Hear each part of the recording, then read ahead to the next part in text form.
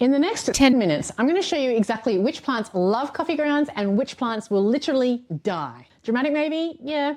Real? Yeah.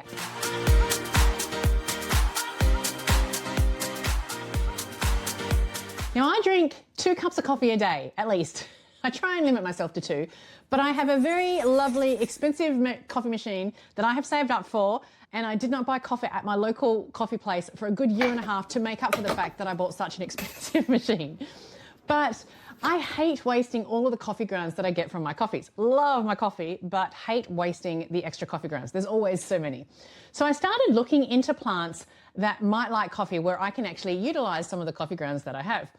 And it is actually really confusing out there, I have to say. So I've done a lot of research, quite a few experiments, and I've found that some absolutely thrive on coffee, and there are others that I have learned to avoid the hard way, let me tell you. So here's something that many people may not understand about coffee grounds. It's not just adding nutrients to your soil, it's about changing your soil's pH levels. So coffee grounds, when you add them to your potting mix, makes your soil more acidic. Now, this is absolutely crucial for some plants because there are some plants that absolutely love the acidic soil, but then there are other plants that need the opposite. They need non-acidic conditions. And then there's some that are kind of like right in the middle. Non-acidic is called alkaline in the chemistry world, if you need to know. So you're either going to have soil that is acidic, neutralish, or alkaline, if that makes sense.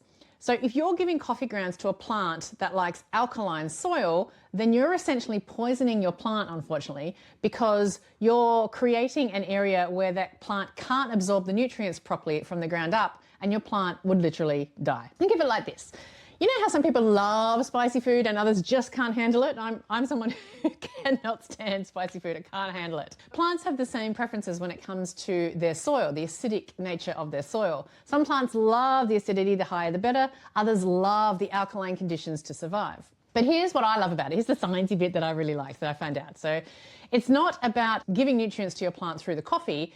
It's about nutrient availability in that soil. So in acidic soil, in coffee-loving soil, nutrients like iron and manganese become much more easier for the plant to absorb. So if you've got an acid-loving plant, they've actually evolved to need those nutrients that are easily available in acidic conditions, especially something like iron, which is powerful. It's a micronutrient, but it's powerful to help make chlorophyll and keep your plant really healthy.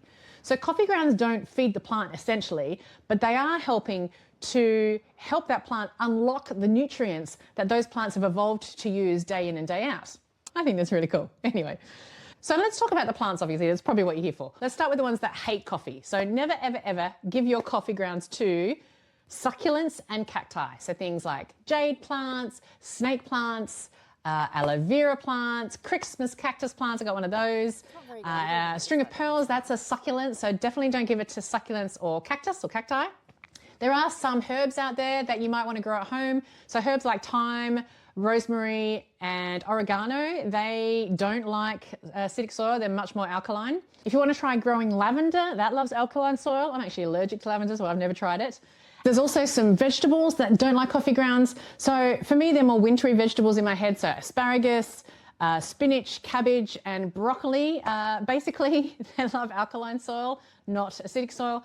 And then finally, any kind of young, really young plant, like a seedling or growing from seeds or cuttings, try and avoid coffee altogether. You don't want acidic potting mix in the soil because they could just easily burn the young roots that are really, really young and delicate. What about you? Have you ever accidentally given coffee to the wrong plants, given coffee grounds to the wrong plants? Have you tried to use coffee grounds before? Let me know in the comments what's happened. How did you go with your coffee? Or if you've never tried it before, maybe this video might give you some information to try. Now, if you haven't tried it before, you may have gone online and tried to research how to use coffee grounds.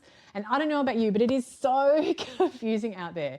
Some articles say they're amazing for monsteras. Others say don't use them on the monsteras.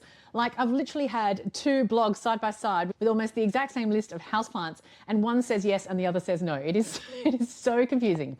So instead of focusing on lists, now that you know the difference between acidic and alkaline point, just look for the soil type that plant needs, and then you'll know which plant likes coffee grounds or not. So if it likes acidic soil, then use coffee. Otherwise, just avoid it. I wouldn't use it. Even for something that says neutral or it's not that much, I would just avoid coffee grounds altogether. You don't want to go overboard. Now, when it comes to coffee loving or acidic loving plants, let's talk about the right way to use coffee. So the first thing you may have noticed throughout this video is I keep saying coffee grounds. I don't just say coffee, or I try not to.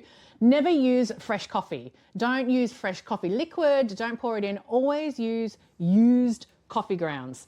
It's because it's much less acidic and the fresh coffee might just burn your roots just by using it fresh. The second thing is less is more. You only need a little bit. This is probably 2 or 3 times as much as my whole garden almost. And then third, I know there's people that say just sprinkle it on the top. For me, I don't think that does much. And if you sprinkle in big clumps and that gets soggy, then you're left with soggy mixture, and that's usually not good for a lot of plants. So my suggestion, the way I do it, is mix it into the soil. Don't be afraid to mix it.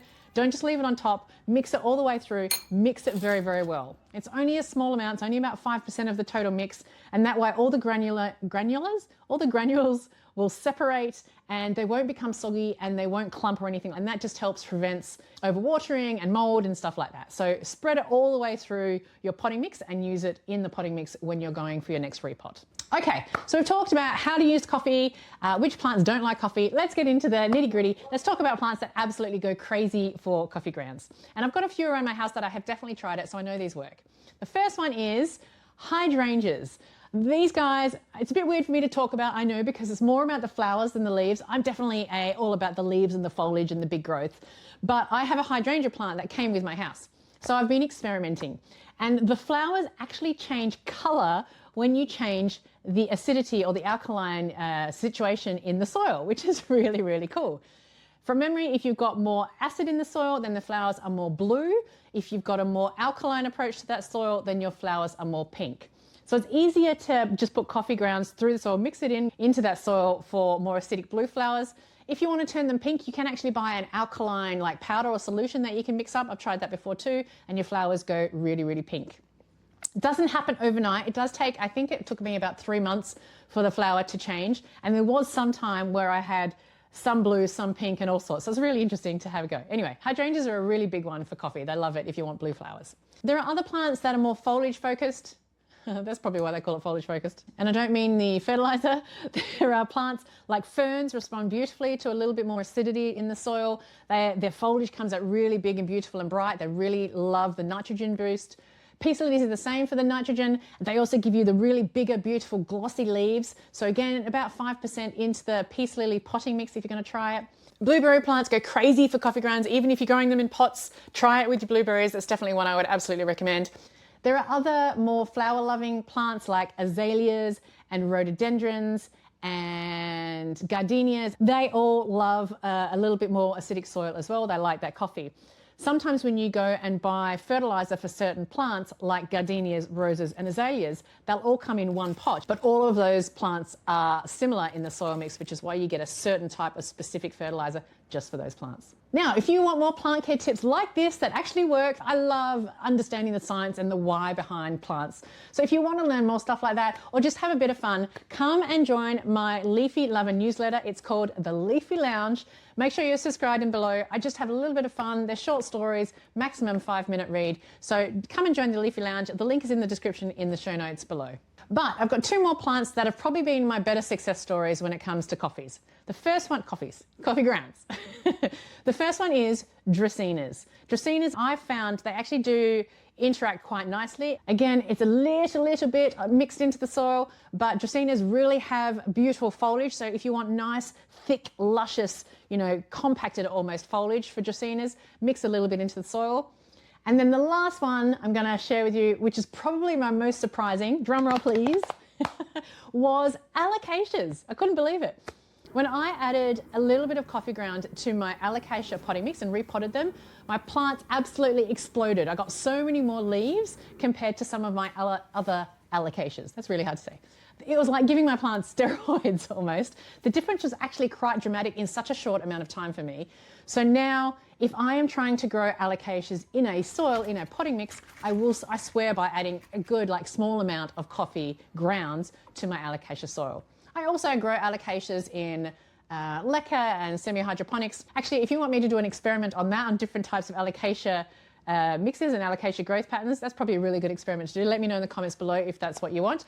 I'll put emoji. Put this emoji in the comments below if you want me to do an experiment around what alocasia mix, potting mix, semi-hydroponics, whatever it is, what's the best one to grow alocasias. I think that'd be really interesting. Anyway, I digress. So yeah, alocasias for me was a game changer, really. It was really weird, but I love the fact that I found that now. So I definitely add it to my alocasia soil mix. Now, if you haven't guessed to this last point, just please, please, please, just don't go overboard with the coffee. Less is always more when it comes to coffee grounds with your plants.